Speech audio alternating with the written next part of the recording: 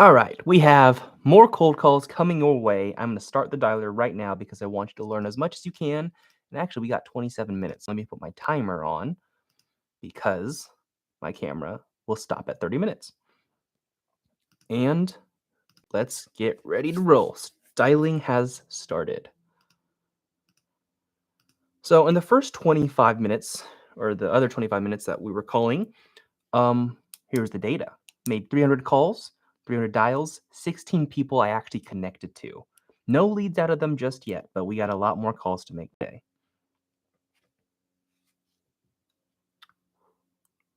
So let's keep it going.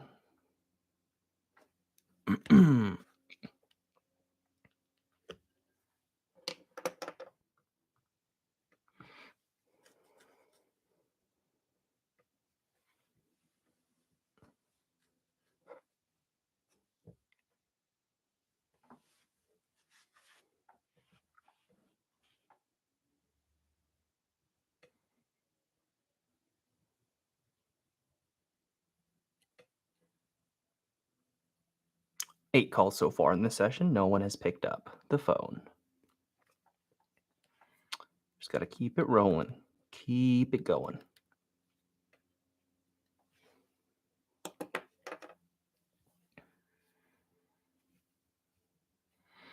Hmm.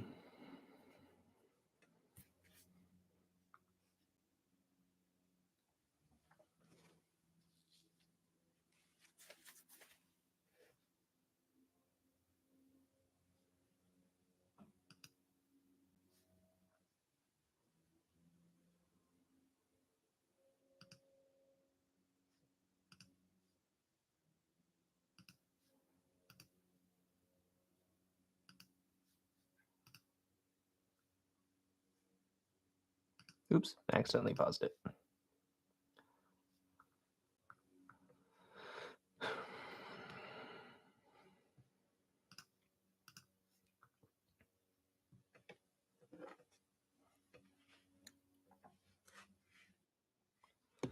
Hello, Henry? Oh, you don't know Henry? I got the wrong number completely. Oh, sorry about that. Have a good one. Wrong number. Completely wrong. All good.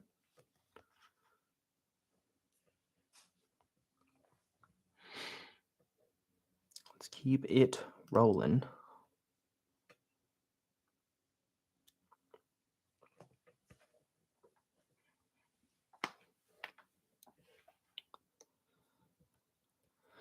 Hmm.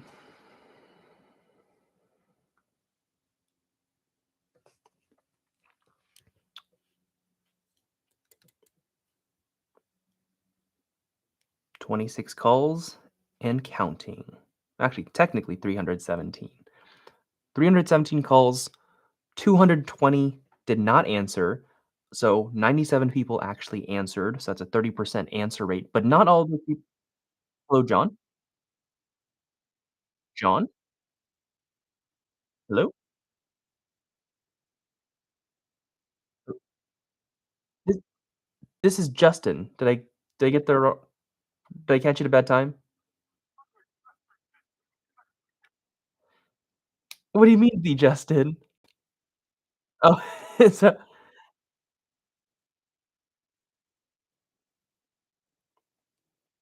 I don't know if you can help. I actually just been trying to reach the owner, 1496 San Medell. Yeah, is that you? I don't know. I I thought this was I don't know if it is.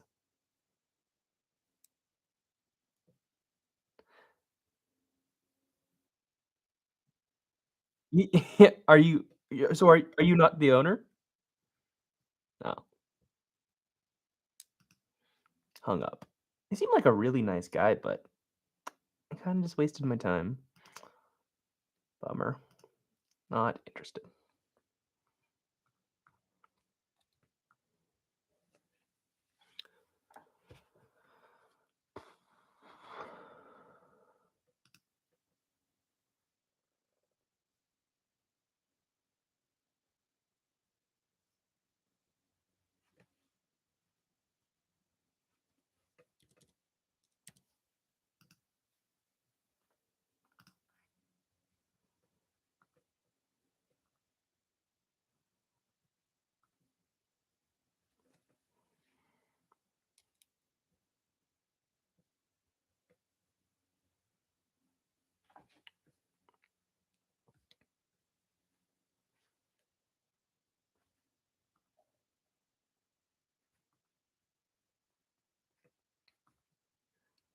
I wanna know, for the people who are actually watching this on the replay, if you've even made it this far, is this how your cold calling looks like? Because it should. Where it's basically, you just wait for someone to pick up. It's dialing and dialing and dialing. We made 30 dials in about 5 minutes. Only one person picked up. So, like, this is legitimately how it goes. Ooh, we dropped one call in this session. Abandoned call.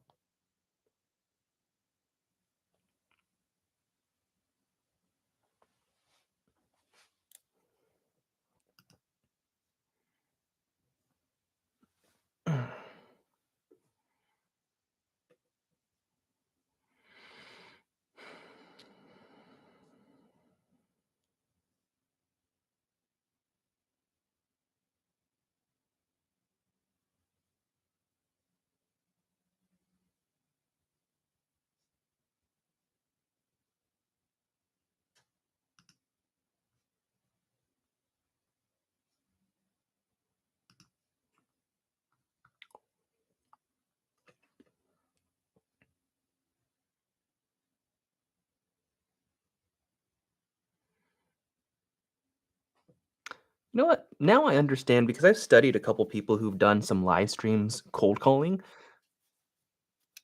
Hello, Miss IL. Hey, it's Justin. I don't know if you can help, but I've just been trying to reach the owner of 3496 Lamona. You're probably not interested in selling it. Okay. Would you happen to have any other homes you might want to sell? Okay, no worries. Well, you have a good one. Thank you. Bye. See, that is like the perfect kind of person who's like actually gave me the time of day. And he's like, yeah, I'm the owner, don't want to sell, don't have any other properties, but very kind. Like, that's what we want from cold calling. It's simple, direct. He gave me an answer so I can now take him off my list. Perfect. That's all we need. We don't need someone to like waste our time and be chatty, extra chatty. We just need people to get to the point. All right, I see we got a couple people on. Welcome. If you guys have any questions while you're on the live stream, let me know in the chat, and I'll try to answer best I can. This is still here, right? Okay. Yeah, Jennifer, I do know Warren from Hawaii. I'm assuming you're talking about what's his last name? Oh yeah, I know Warren. Why can't I think of his last name?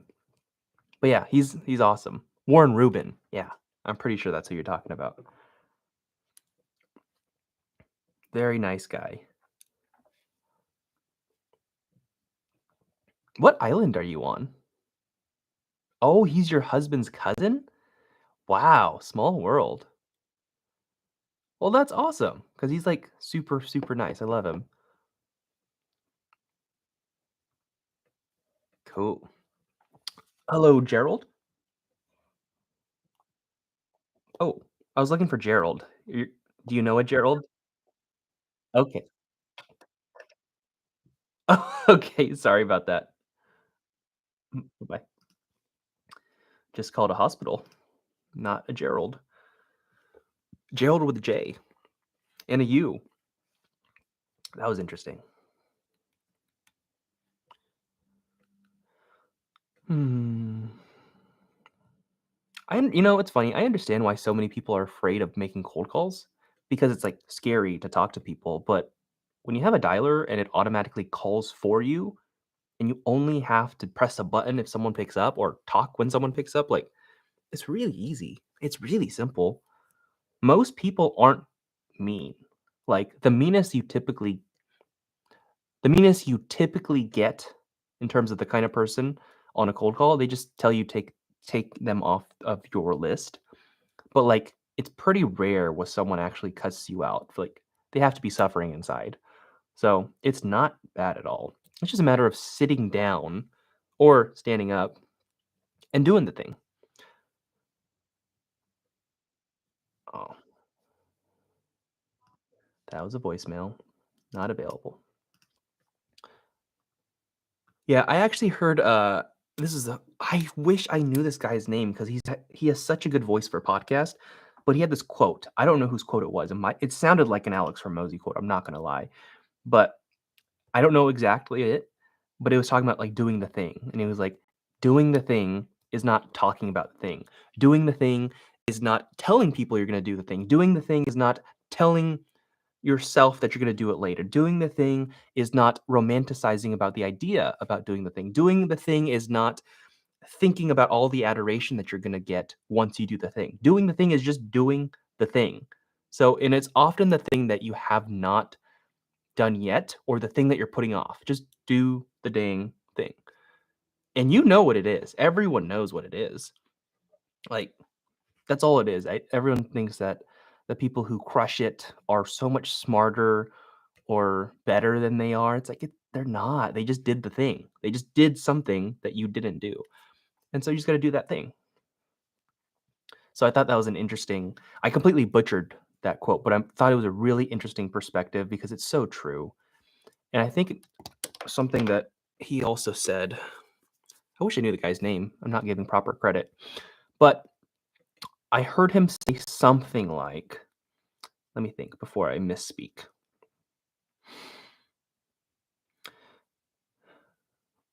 I think this was a podcast with Hermosi because it sounds like him. But he said, all the success that you want is on the other side of the hard work that you're avoiding. That's all it is. So if you can do the hard work, you will therefore not avoid the thing that you're avoiding and you'll get the success. Like, I thought that was a pretty cool quote too. And I get all these from just podcasts.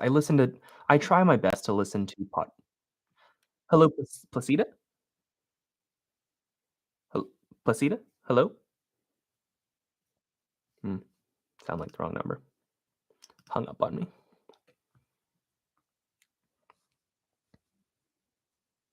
Oh, and call. What other quotes? You know what I should do for these live calls? I might just talk about because I need something else to do when I'm Hello, Brooke? Oh, is this Brooke? Uh, Clovis? Is this Brooke or is this someone else? My name's Justin. I was just looking for the owner of 1030 Yale. Yeah. Oh.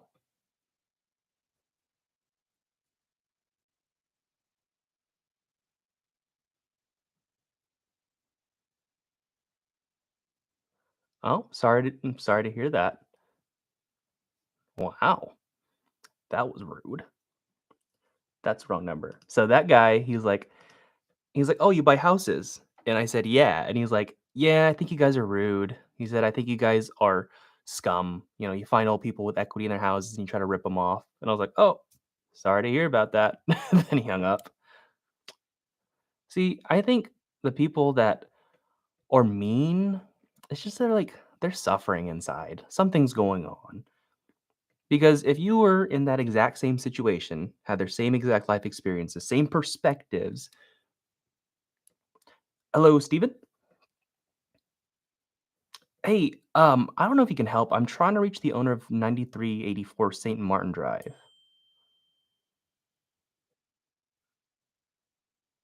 Oh, you sold it?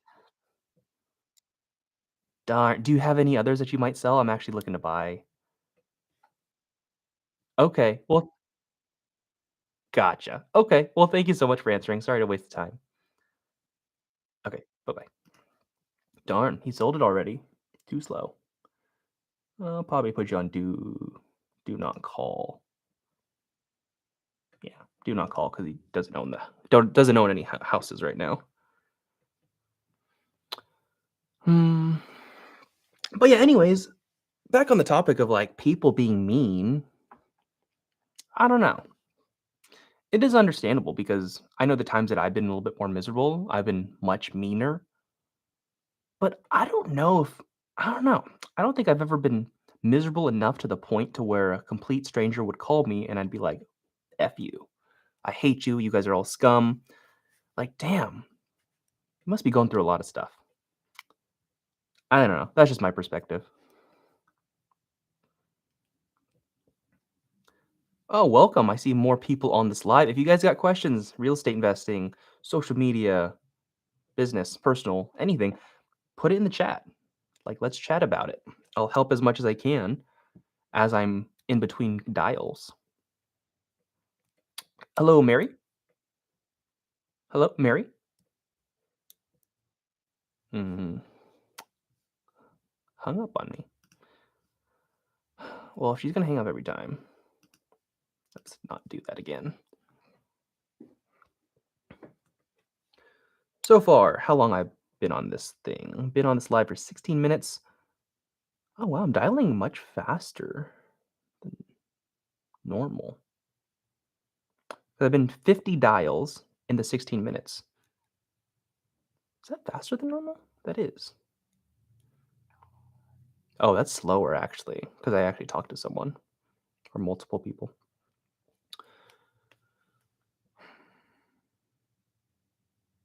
Yeah, I think we dial like 50 people in 5 minutes. Is that it? That's average. 50 people in 5 minutes means 330 minutes. 300 people called in 30 minutes. Hello, Gary or Jerry? Yeah. Oh, bummer. Okay, well, no worries. Thank you so much for letting me know. Okay, bye. Out of the country for a week, so let's not call him until, like, at least a week later, which I don't even think I will get to him because I have so many people to call. I'll just say not available.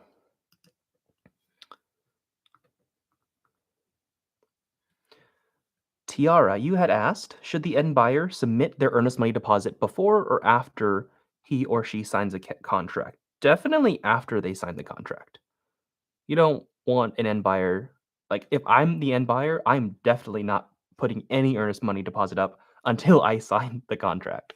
So, yeah, after they sign the contract, because then it just becomes kind of like, we don't do that. And it's okay, if you're new, I get it, because we really know at the beginning.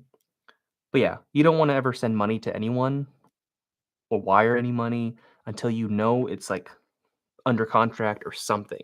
And even if something's under contract, you wanna be sending it to escrow, so that you're not, like, directly sending it to another person, just for safety. Because there's so many scams in the real estate game, it's kinda sad.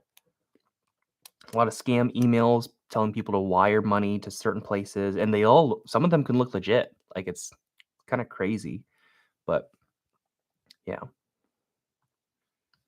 Happy to have you on, Tiara, as well. Did I say that right? Sounds like what it is. Tiara Davis. What other questions you all have? And it like I said, it doesn't have to be real estate. It could be real estate. Some of you watch me for social media, some of you watch me for business or just personal stuff, like personal development, efficiency, how do you stay motivated, how to get out of hard times and the ruts, how to get out of depression. Like all this stuff matters. And I won't know everything, but I'll help as much as I can for sure. Awesome. So I did say your name right. Happy to have you here.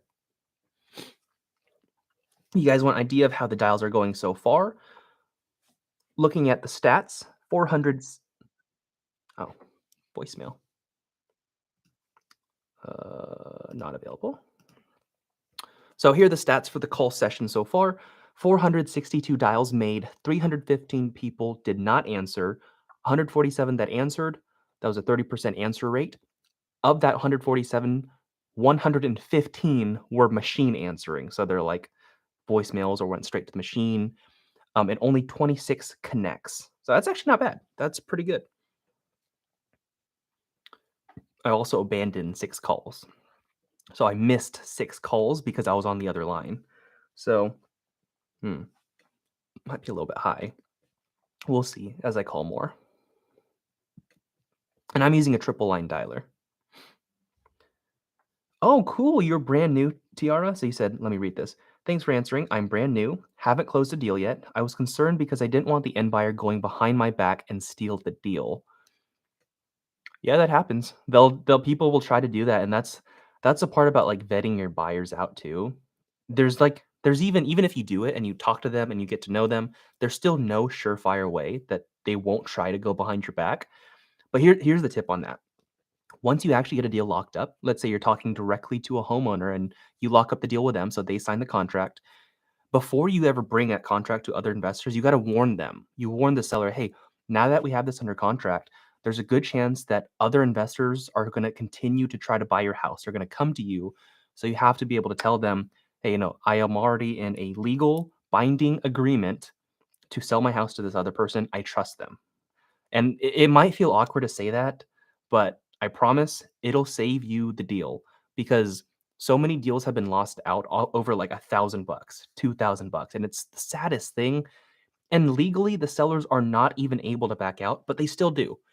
Um, so when you get it locked up, when you get that first deal locked up, just like, prepare the seller. You have to prepare them, and it's not just that, like, you can prepare them in different ways. Prepare them that way, so tell them that other people will probably still continue to reach out, and that protects you, so if you send something to an end buyer and they're sketchy, and they try going behind your back, your seller's prepared. But it's also once you get it signed, just tell them, "Hey, look, if you're not 100% sure, that you don't believe that I can help you, just let me know now, and I'll rip the contract up. I'll rip this up right now." And if you give them an out and they say, "No, like, it's fine. I trust you. Let's go forward." It almost feels awkward for you to say that, but they they know that because you gave them an out at the beginning, that if they get the other another Hello, Richard? Oh, you don't know Richard? I got the wrong number?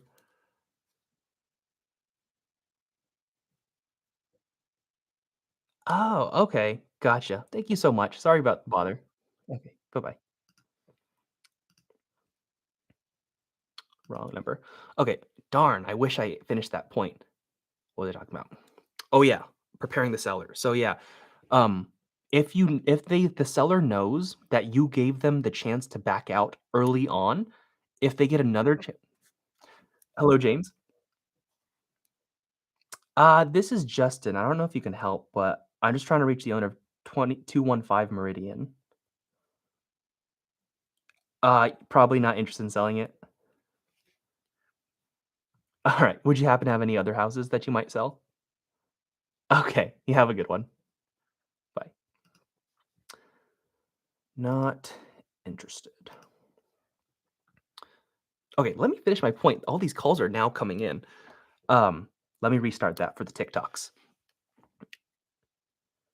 If Okay, if you give a seller the chance to back out early on and you tell them, "Hey, if you don't fully 100% believe in me, I will rip this contract up right now." If you don't do that and they're presented with the opportunity to back out later, maybe another investor comes in trying to offer a much better price than you do, they're gonna probably take that chance. So you gotta give them the chance to back out early so that later on when they're presented the opportunity, they're like, "No, like, he already did give me a chance to back out. Like, let me stay true to my word." I promise it'll help. Finally, gotta finish my point. Did that help, Tiara? I'm hoping that helps because I've made that mistake, and I know a lot of other people have made that mistake and lost deals over $1,000 where the seller's like, "Oh, I went with this guy," and I was like, "Dude, like, we're in contract. Like, you can't." So, um, but it happens.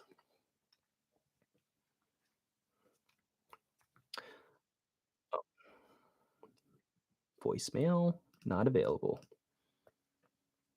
What's this report? 545 calls made, 30 connects.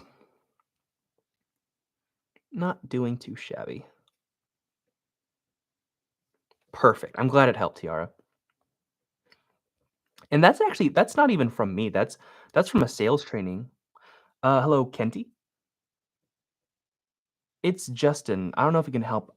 Just trying to reach the owner of 9860 Recreation.